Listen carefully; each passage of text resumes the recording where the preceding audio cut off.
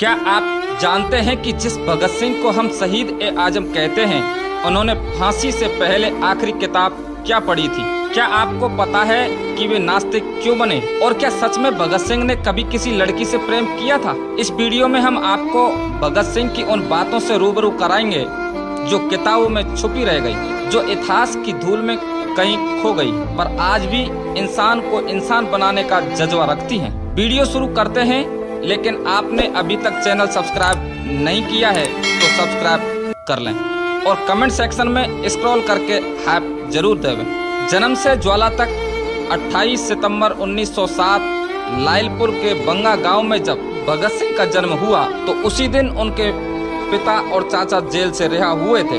घर में जश्न और जोश दोनों एक साथ आया।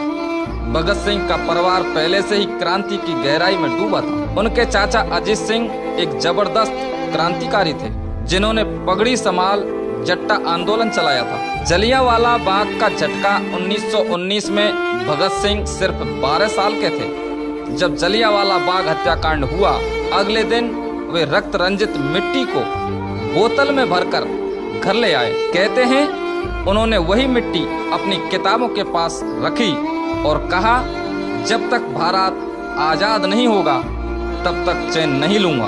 विचारों की आग भगत सिंह सिर्फ हथियार नहीं उठाते थे, वे कलम से भी लड़ते थे।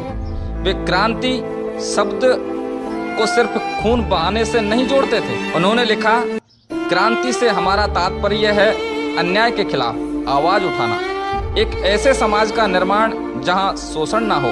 आपको जानकर हैरानी होगी कि भगत सिंह ने लगभग 300 से अधिक किताबें पढ़ी, जिनमें Karl Marx, Lenin, Bernard Shaw और मोलियर तक शामिल हैं। मैं नास्तिक क्यों हूँ?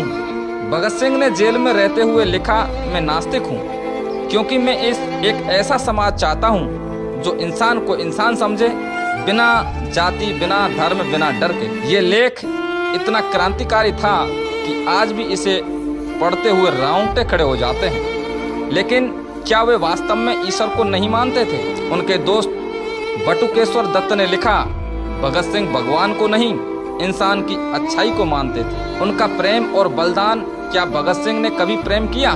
जी हाँ, इतिहासकारों का मानना है कि भगत सिंह का मन डॉली नाम की एक लड़की के लिए द्रवित हुआ था, लेकिन उन्होंने क्रांति को अपनी दुल्हन बना लिया।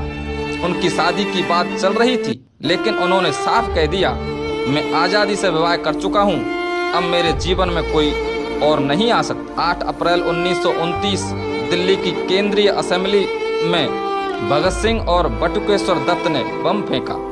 बम जानबूझकर खाली जगह पर फेंका गया ताकि किसी को नुकसान ना हो। और फिर उन्होंने एक पर्चा उछाला, बहरों को सुनाने के लिए धमाका जरूरी है। भगत सिंह ने ब्रिटिश जेल सिस्टम के खिलाफ भूख हड़ताल शुरू की। जब तक भारतीय और अंग्रेज कैदियों में भेदभाव रहेगा तब तक खाना नहीं खाऊंगा। 1 से 16 दिन तक बिना खाना खाए वे खड़े रहे। उन्होंने साबित किया कि क्रांति सिर्फ बंदूक से नहीं होती, आत्मबल से भी होती है। 23 मार्च 1931 रात 7:30 बजे लाहौर जेल में भगत सिंह, सुखदेव और राजगुरु को फांसी दे दी गई। ये उनकी मृत्यु नहीं, अमरता थी। लेकिन क्या आप जानते हैं, उन्हें तय समय से 11 घंटे पहले ही फांसी दे दी गई थी और शवों को चुपचाप सतलज नदी के किनारे जला दिया गया। लोगों को शक न हो, इसलिए अंग्रेजों ने लकड़ियों में पेट्रोल डालकर रात के अंधेरे में चुपचाप जला दिया।